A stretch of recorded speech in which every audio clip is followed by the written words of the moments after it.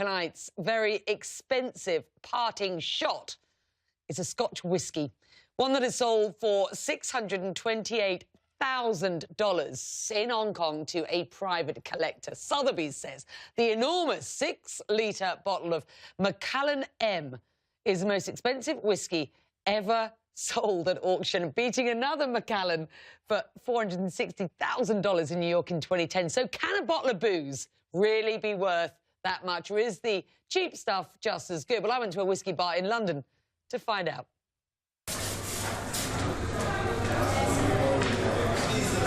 So, Patrick, what is the difference between whiskey with an EY and whiskey with a Y? Essentially, really simply, whiskey without an E is Scottish whiskey. The Japanese also copied this as well because they copied the Scottish style of whiskey, so they spell theirs without an E.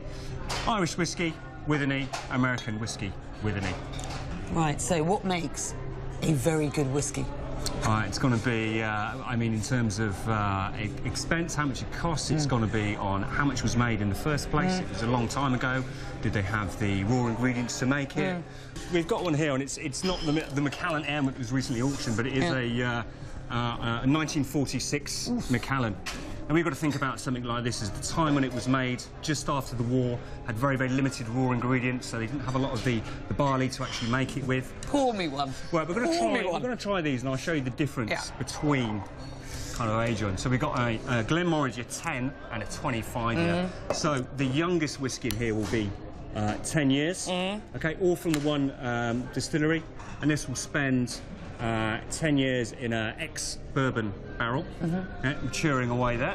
Now we're going to just move on to a 25-year, and you should get a bit more richness to it. Looks darker, this one, doesn't it? Yeah. It is darker. That's delicious. So again, a bit more fuller flavoured, yeah, a little bit more alcohol in there as well. That's as much as you get, viewers, because it gets very expensive from then on in.